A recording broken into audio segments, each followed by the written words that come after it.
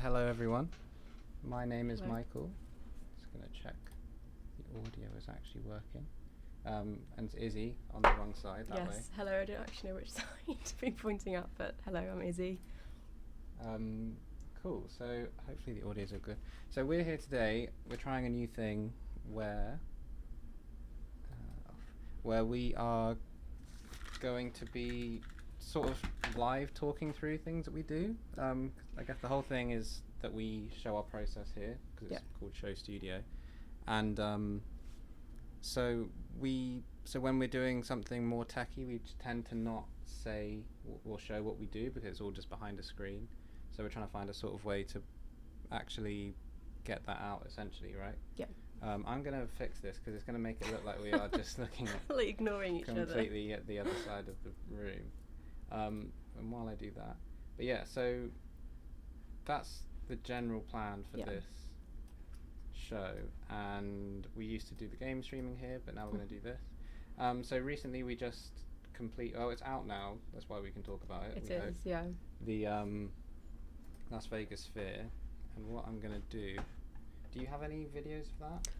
Let me see if I can find But essentially the Las Vegas Sphere is this big new venue that just opened. You might have seen it. They had U2 play there to open it, and they've got residency at the moment. But it's just a big spherical screen. And if you put that on your main screen. I'm just watching an advert for cheese at the moment, Great. Michael, so give me a second. Here we go. Oh, that is literally it. Yeah. So that's it. So basically we made this, and we had a little bit of trouble doing it because it's kind of a very novel screen to make artwork for. Yeah. So we kind of thought it would be a great way to start the series by talking through how we did this thing, because there wasn't any tutorials and we had to sort of make it up a little bit as we went along. Yeah. As we usually do. Oh, we're streaming. We're streaming. Right now. Yeah. It's okay. All right. So that's what we're going to talk through today. Yeah. And I think at the time when this was being made, like as you said, there wasn't any tutorials, but there just wasn't actually that much content out in general. So just the whole process was very DIY or cowboy, however you like to call it. And yeah, it was just kind of making things up until we managed to get the outcome to make this content. I don't know where. Oh, this side. There we go. Cool. So I guess what we'll try and do is go through it live. We only want to spend about an hour. Yeah. So we're going to try and go through as quickly as possible. Yeah, fingers crossed. I'm just going to double check that people can actually hear us. And yeah, if you have any questions while we're doing it, obviously just ask. That's the whole point of doing it live. Yeah, it's not too bad. All right. Cool. So, is that really loud? That was a little bit loud. So, let's start with my screen. Yeah. And we're going to go through the whole process from actually making the artwork up to, if I can find my mouse, up to visualizing it and how we sort of were trying to check that it was actually working and that sort of thing. Mm-hmm. And yeah, so here we go. And also we'll try and talk through the software that we're using. So because it's all pretty much readily available and free to a certain extent, or you might already use it. So it's sort of something that you can hopefully do on your own. And anyone can sort of learn to do it. That's sort of the point. So I'm going to flick over to me. Amazing. And Izzie is going to keep talking because I'm going to get distracted. So maybe I'll try and talk through it, and if I miss anything, Izzie, let me know. Okay. So basically, I should do the thing where the keys come up. Also, this might be a bit. It's 4K, so it might be a bit small on the screen.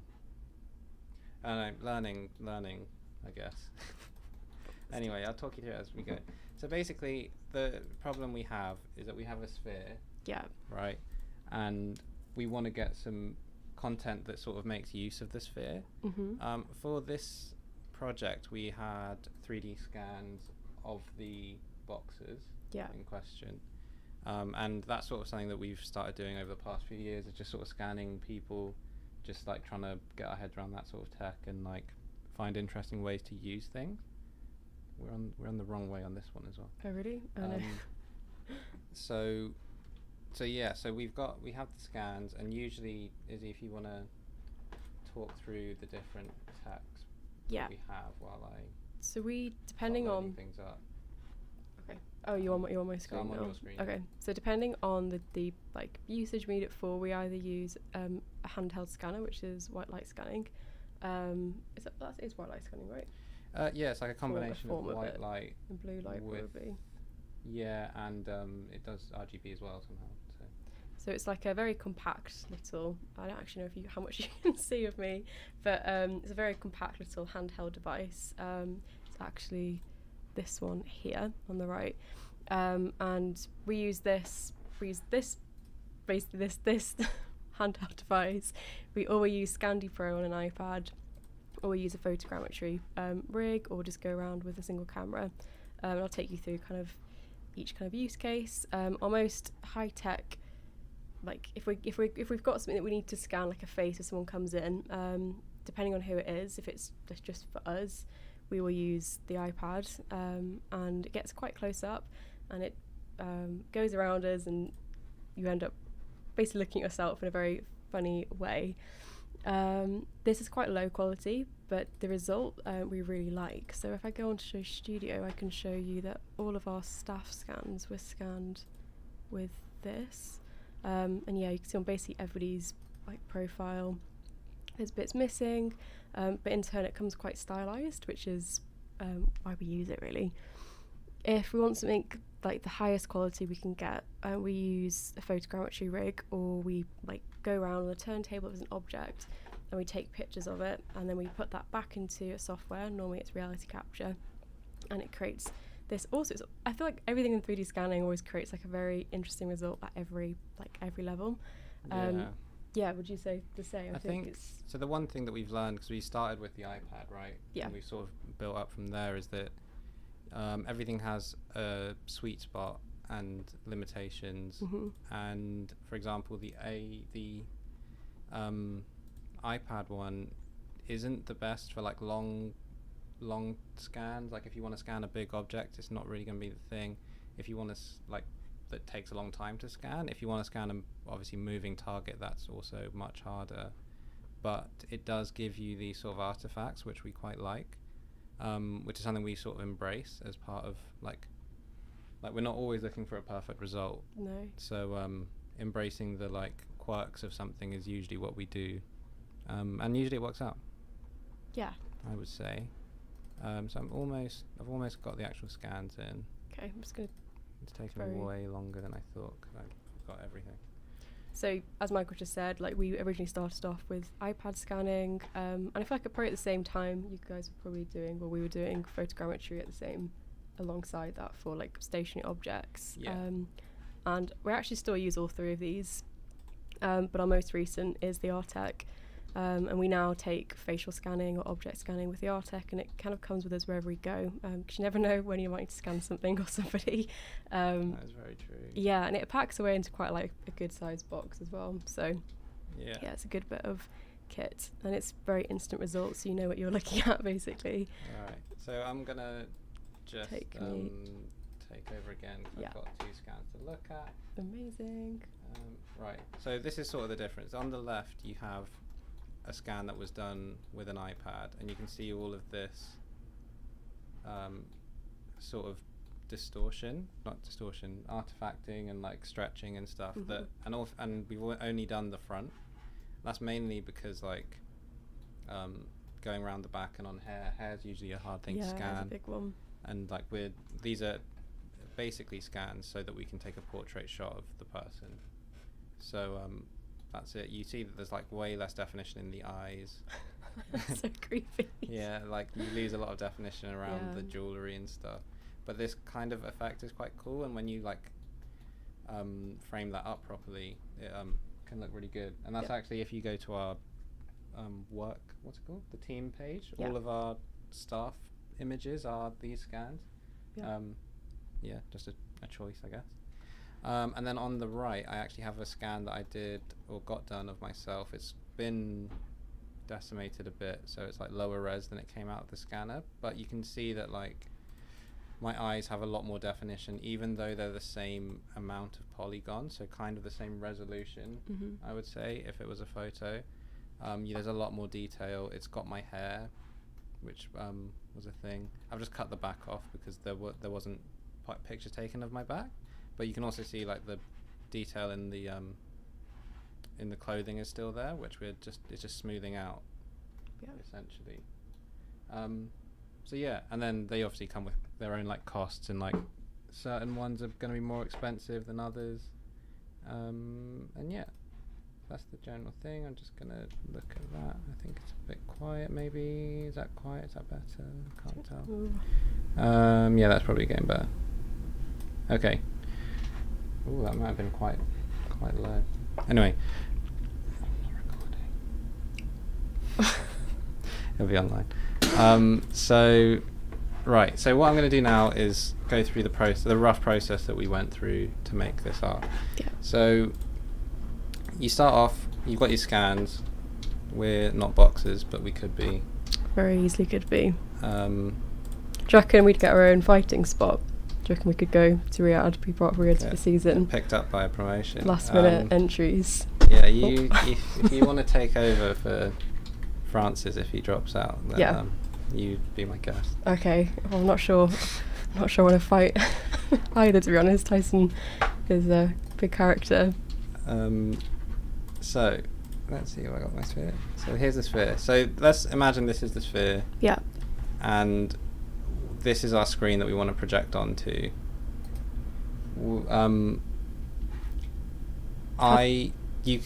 Because it's a screen and you can only see it from one side, you can't really you have to take that into account. So a lot of the things we were trying to do is basically make it look like the faces were 3D and spinning around inside the ball, so it looked like there was this perspective of them being a physical thing rather than being a flat thing on a screen, which is like one thing to get on a flat screen, and it's what you see on the curved corner screens, like in Soul, what are they called? The 3D corner screen stuff. Yeah, you can just type that and it will come up. Yeah. But it's like OMM, I think. OMM, yeah. I think so. Is that right? Maybe. Has it come up? I don't know. It'll come up. Yeah, this sort of thing, for reference. Where it looks like it's a 3D object. Oh my god, that's going to be tiny. What? But this sort of thing. So that's basically called forced perspective, where you render something from a perspective and make everything line up to that. And because it goes round a physical object, it sort of manages to trick your eye into thinking it's 3D. So that's what we're trying to do with this thing. But what we have to consider is the actual bounds of the screen, because we can't actually, if you're looking at it from this camera angle, anything that is outside of that sphere is not going to be on the screen, you know? Yeah. I mean, tell me if this makes sense. No, it makes sense. So my whole composition has to live within the screen, and also whatever because we're going to have to sort of project the 2D image that I get from the render, that's going to have to be reprojected onto the sphere in a way that makes it look correct from that perspective. So when I'm setting up this camera to look at my composition and take into account the sphere, that's also the sort of sweet spot angle that we're going to be viewing it from. So I'm just going to make up a little composition that we sort of used to do the thing, and then we're probably going to skip a few steps because of time. But yeah, where's my? So all I'm doing here is I'm using empties, which are just sort of empty objects, to be able to parent objects to so that they can just spin around at the exact same rate and without keyframing. Did you say parent or parent? Parent. Because I don't know if it's maybe because I've been saying parent the whole time, but maybe it is parent. Maybe. I have no idea. Yeah. Can you check audio again? Yeah, I can do that. Right, so then we've got one empty. I'm going to drag and drop that, parent that to there. And I'm going to drag that out. So this isn't really a tutorial in the sense of telling you how to use Blender, I guess. It's more, this is how we did something. It's more for the projection, actually. So yeah, so I guess sounds good. The idea is that the ideas can be used exactly the same in any other bit of software, but I guess a lot of people use Blender because it's free. So I'm just going to check that is that. I'm just sort of childing one scan to one empty, childing the other one to the other one, so that when I spin this one in the middle, they will both move. Cool. And then we want to make that a perfect loop. I'm going to make it, if it's a 10-second animation, running at 30 frames a second, it needs 30 frames. I'm going to make sure my thing is at 30 frames. I'm also, just because we are shooting, no, let's do the animation first. So I'm going to set my first keyframe on this thing to 0. And at the end, +1 frame, so it's a perfect loop. I'm going to make that, say, 360, perfect rotation. So now, when I play this, and I change my keyframes to linear, so that's going to now rotate at a constant rate. And when it gets round to the front, it's going to loop, and you're not going to see anything happen. So that's great, I guess. That's essentially the thing we were going for. Now, you can still see that those little artifacts we were talking about are hanging off the edge. I'm just going to get rid of those to keep everything within the sphere. And then, I guess the only other thing to talk about, I'm just looking at the time, because there are like effects and stuff we can do, but that's not really the point, is that this sort of camera angle that we are looking at, projecting from, which I mentioned earlier. So because we only care about what we can see on the screen, so all of this like stuff on the side, all of the dead space is actually not necessary for a render. So I'm just gonna change my render size to square and then reframe my camera. But if you are a photographer or anything, you'll obviously know about focal lengths. Yeah, that's the word, focal lengths. So generally people are going to look better from a longer focal length, and that's going to compress things and faces look better.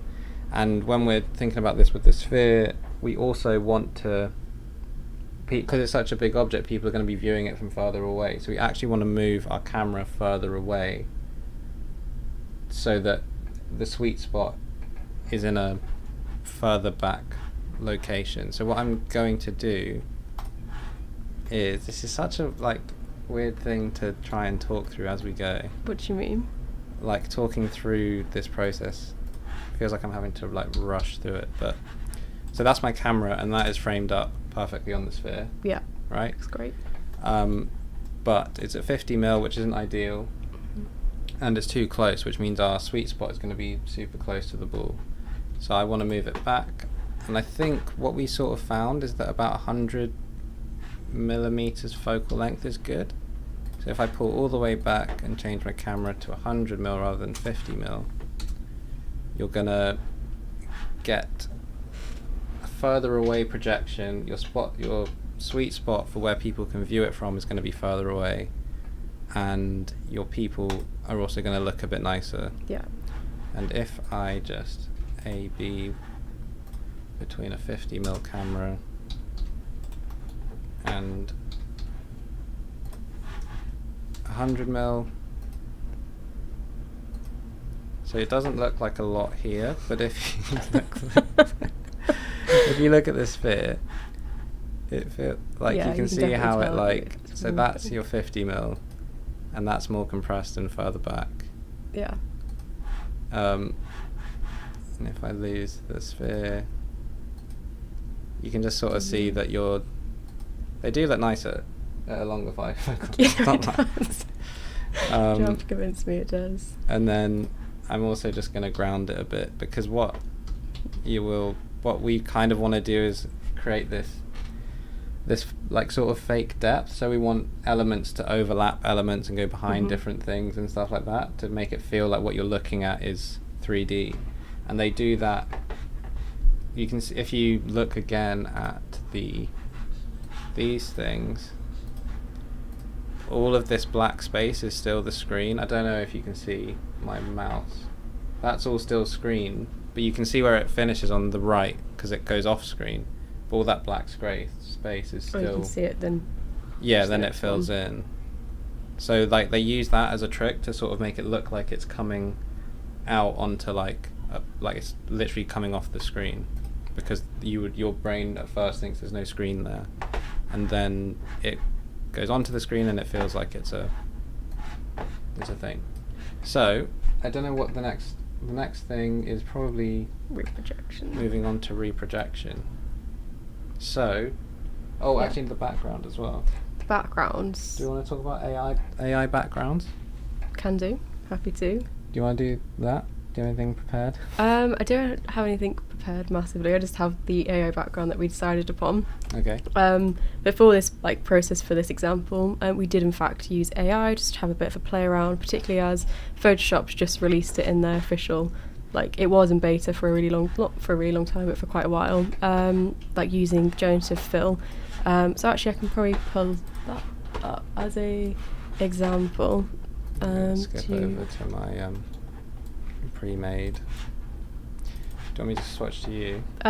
Yeah, go for it. Let me just give me a. Have you switched? No. Okay, just give me a second. Let me grab up a blank. Okay, I'm ready to be switched ready? over. Cool. Okay, so yeah, Photoshop brought out a new AI. It's not necessarily new, but it's new in terms of you can now use it commercially.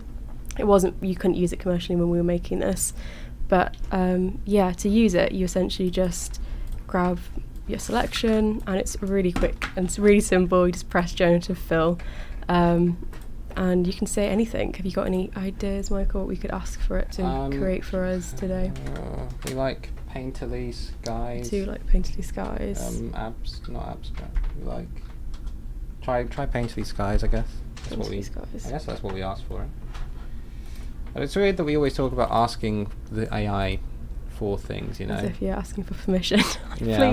Please give us some AI. Please give me something good. But that's Oliver Twist in the making. Please, sir, can have some more. So these are our results. It gives us 3 options. Quite varied. This was very abstract. But yeah, we played around with this until we found a background which we were happy with.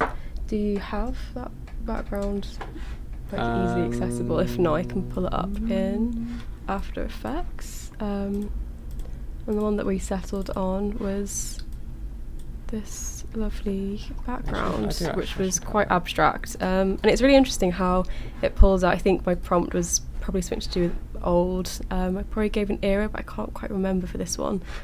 And you can just see it's giving you lots of textures as if paint has been splattered. And then pass that back to you, me. basically. Okay. Yes, very quick. It was very quick. I can talk more about AI and AI backgrounds, but it's just prompts and hoping for the best, basically, and just having Prompts a play. and hope. Yeah, So that's all you need. So I've just switched over to this one I made earlier, essentially, and where we have the 50 and the 100. You can see even more here the difference between 50 mil and 100 mil. So I guess the actual issue was this reprojection thing we've been talking about. It's like creating the forced perspective effect on a sphere. And once you understand it, and you might get it straight away, but once you know what you're actually trying to achieve, it makes a lot of sense. So there are kind of like a few things that you see on the ball, which is like the things which are doing the force perspective trick and making your brain believe that it's a 3D object within the sphere. Yeah. Or you see sort of things that take advantage of the fact that it's a sphere and like make it look like it is a ball thing, like a really big basketball or the globe. Yeah. So that would... The eye was a cool one. The eye is a cool one. I think it was cool social media-wise, but I think the residents, it wasn't so cool having a massive eye from your hotel view. You could do things like having a... let's get this up. Having a little scene that plays out on the ball could be cool. Mm-hmm. I think obviously like it hasn't been around that long, so it's only going to get more innovative, I think. Yeah. The longer it is a thing. So, do I need to illustrate that point? I guess that sort of illustrates the point, doesn't it? I mean, I don't know if it's worth illustrating why we have to reproject. Right. Yeah. Okay. So, I'm trying to remember. So yeah, if I took. So if I'm gonna swap over to just the sphere. So this is our sphere, and currently we have. Let's say we have. The best way I can think to sort of like explain this is that. Let's get the same setup as the pictures I'm going to use. So, let's say I took this picture and I wanted to put that onto the sphere, which is this frame, which I'll find. So that's our frame, right? And we want to put that onto the sphere. If I I want to get a new sphere. I'm trying to do this without showing the result. Do you have my backgrounds on hand? If not, I can. I think I have it somewhere. Yeah. That might be a. Because I've already set up for the projection to work. It like. Right. I'm trying to undo. Yeah, I want to just undo it before. Okay, so this is what happens. You get a let's say I take that picture, so I'm going to open up literally that picture, which is that, and I'm going to grab it again. So we get that picture and we load it up onto a sphere, and you're basically just going to see this really stretched out image around the ball, which is not what you want. No. Not at all. No, hopefully not.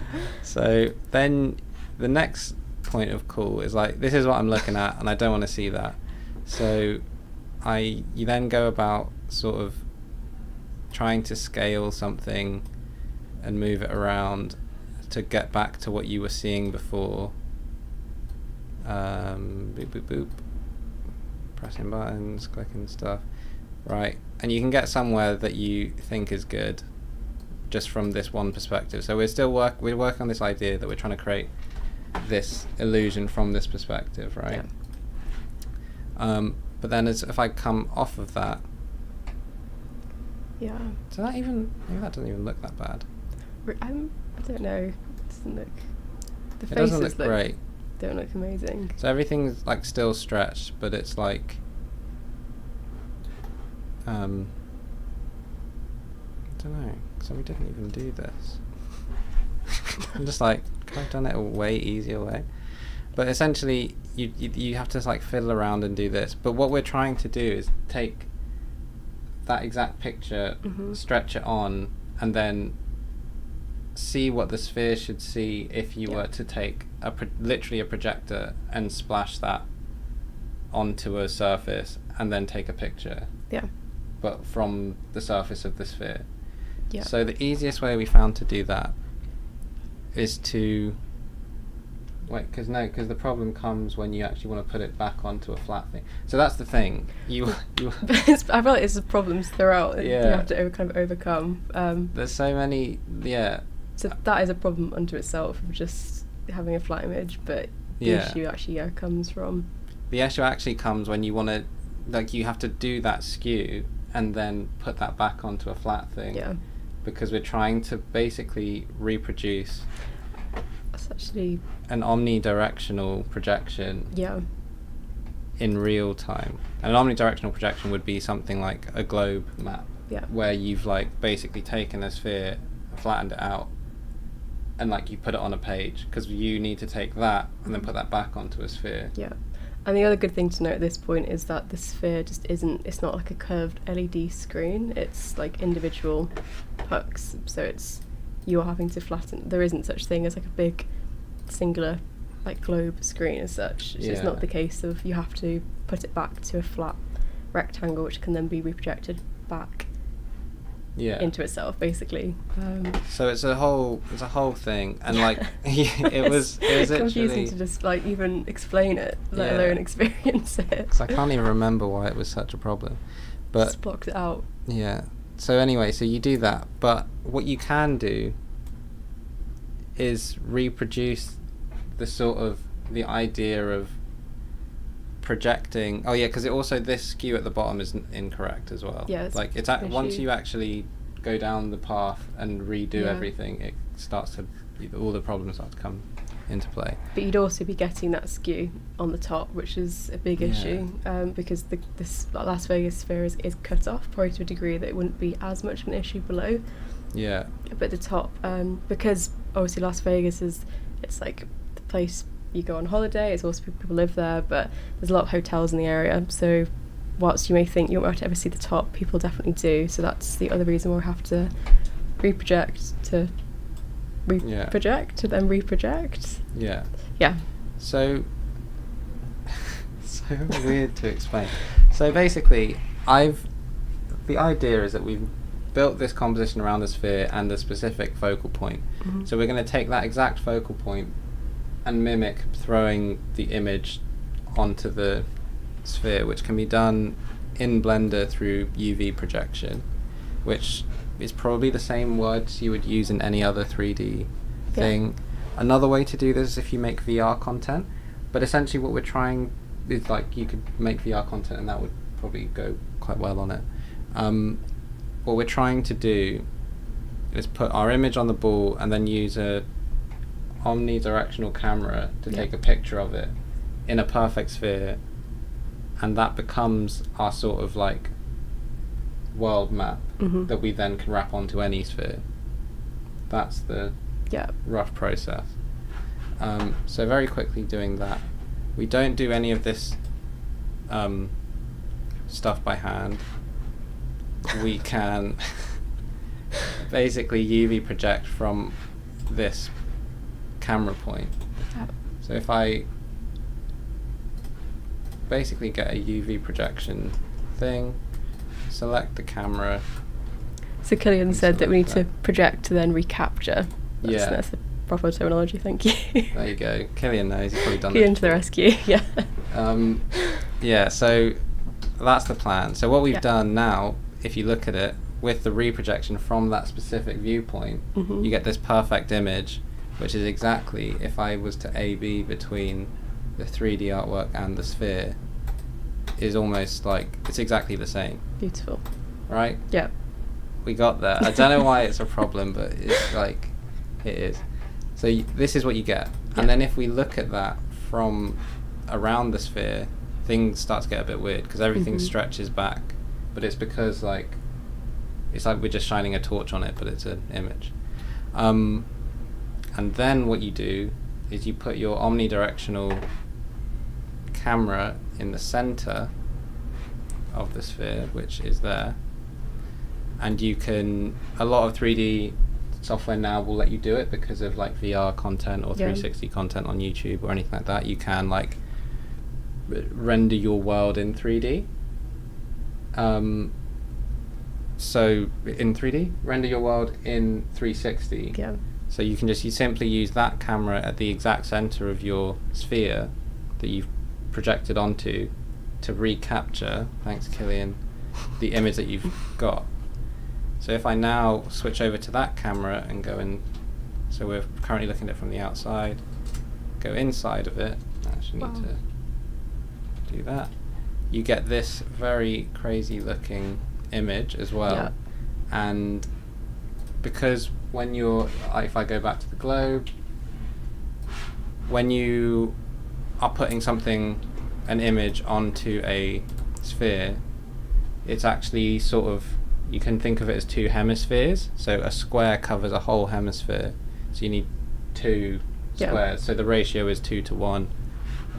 For this example, we'll just use 2000 pixels by 1000 pixels. So when I change it to that, the maths all works out, hopefully, and you get a still kind of visually skewed image. Yeah. But once you sort of like take that flat image that we've now got, put it back onto a sphere, you get back your exact thing that we're seeing from that angle, which is what we want, right? Correct. Yeah. Oh my god. So that's what we've done. Yeah. And then you re-render your scene from this angle, and then you put it into After Effects, and you can do layering. By magic. So do you want to quickly talk through that while I build up the visualization? Yeah, that sounds good. Let me go to you. Ready? Yeah, 3, 2, 1. All right. Oh my god. I need to write myself a script. I know. So I've now then taken exactly what you've just done on Michael's screen and put it into my After Effects. And for this, it's just a composition, which is 2000 by 1000, just for reference, basically. So once in here, I can actually very quickly, hopefully, show you what it's going to look like. Just for context, to make a bit more sense that we've been talking about. Yeah. No. Let me put a solid behind that.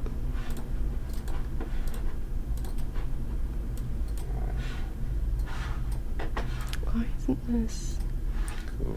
So yeah, as soon as you get... I was trying to show why yes, but you can just see through to the other side, but you can see to a degree that it's looking, I don't know if you can tell. I feel like it's so easy because I know it's going to look like, but yeah, maybe it doesn't make a lot of sense how it looks like now. I tried to put a black solid behind, but it's still PNG.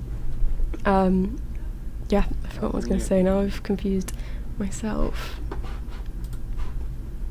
Is that the that's just the plain? Yeah, this is just plain. I was just trying to see like the if I could try and show what it's going to look like essentially in the long term. But yeah, so something that we made earlier is this sphere guide, and it's basically going to show us where our constraints are. So everything which is in the light grey area is kind of as flat as we can be, so it's kind of, that's our, as Mike would put it, our sweet spot to kind of aim for. Anything below is going to be cut off a little bit, or it started to curve back in. In particularly the Las Vegas spheres case, there's actually like buildings and like it's kind of the shape of the building and the walkways around the sphere that cut this off.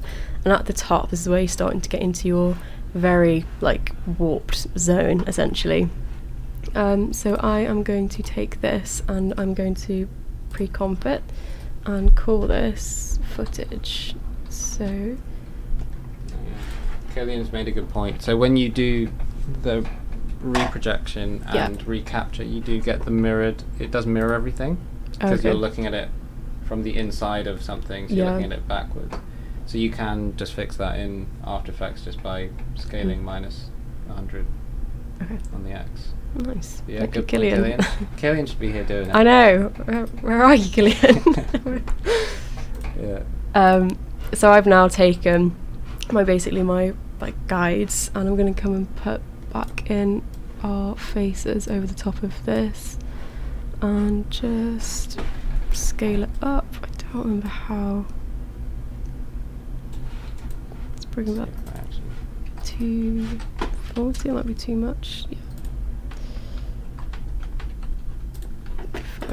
Okay, so actually all we need of this is this middle section here, even though we've got the outer edge here. So what I'm then going to do is just put a mask on this and start to duplicate it, like so.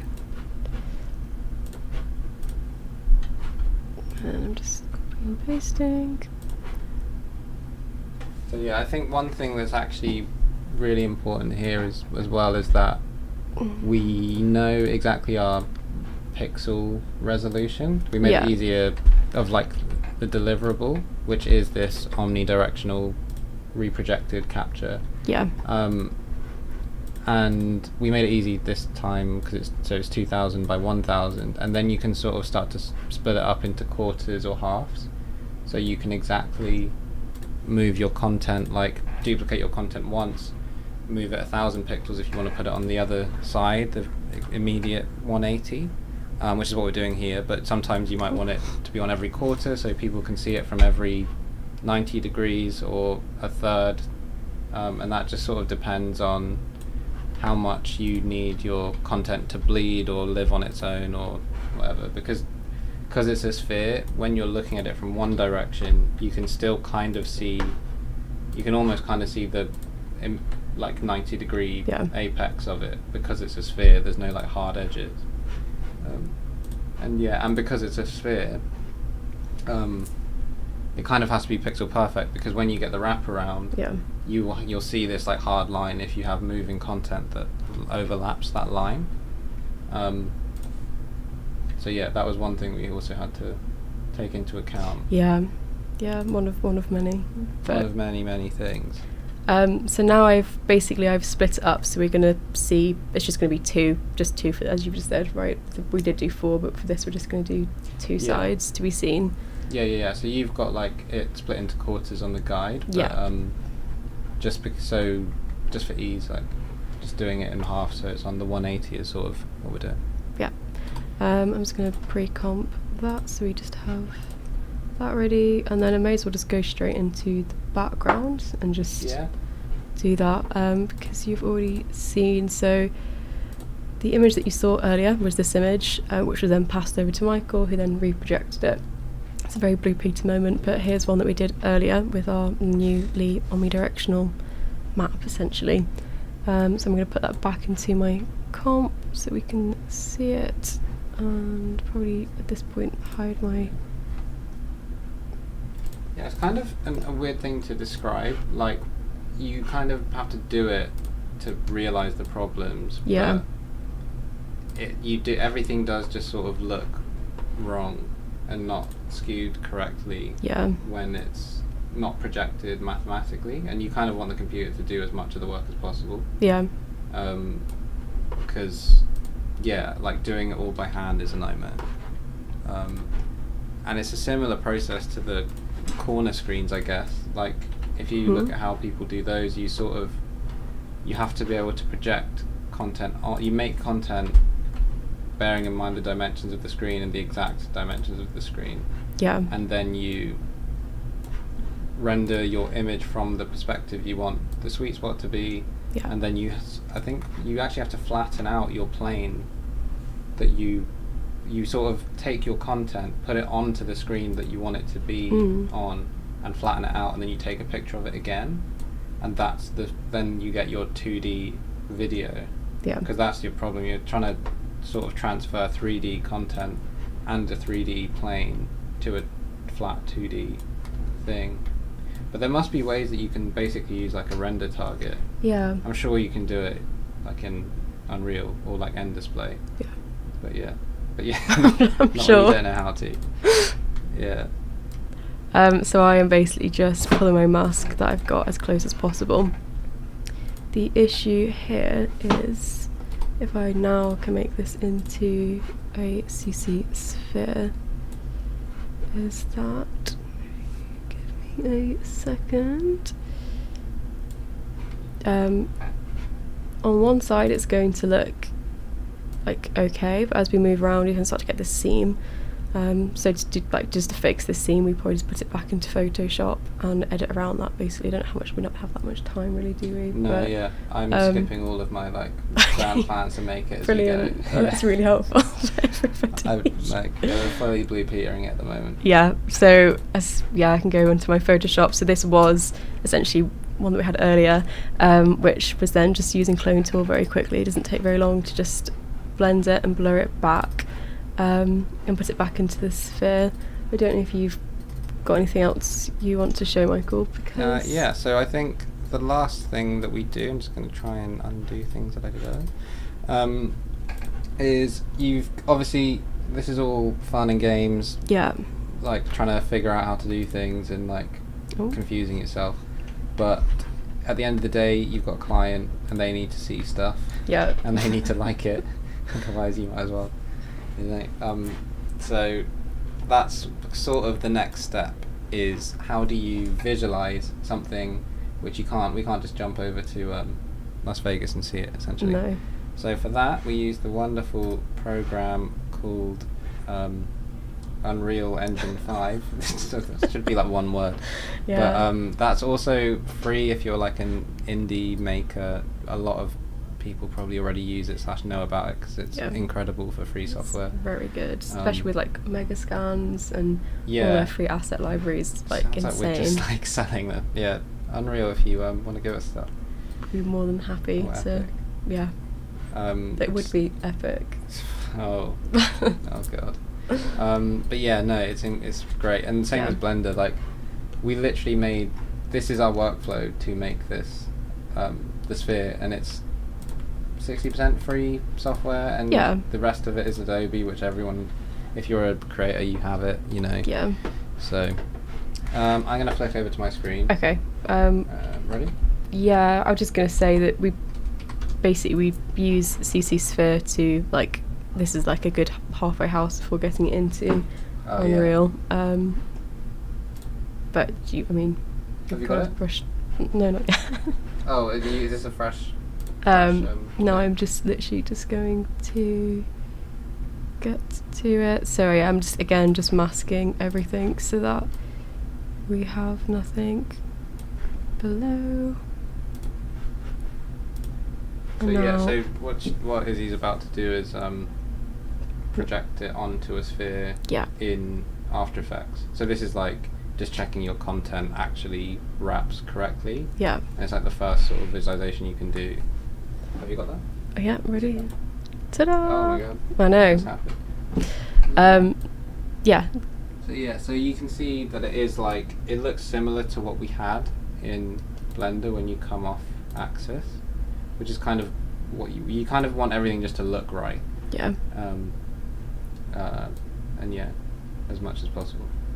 So shall I do visualization? Yes. So because it's almost 6 o'clock. Yeah. I'm literally just gonna show the I guess just show the project.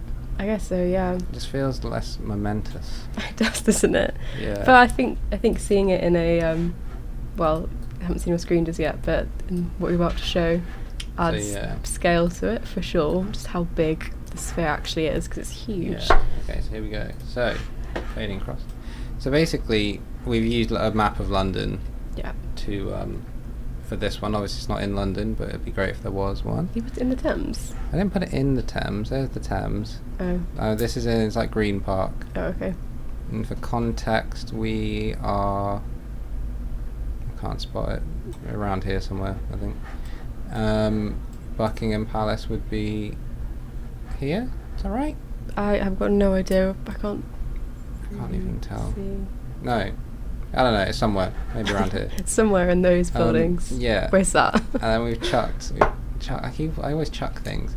We've put a sphere here, and this is about to scale because we found the scale on the old internet. This is with our background and with the artwork in the middle and everything. You can see that we've opted for just two images rather than 3 or 4. Yeah. And this sort of can illustrate quite well the importance of the sweet spot.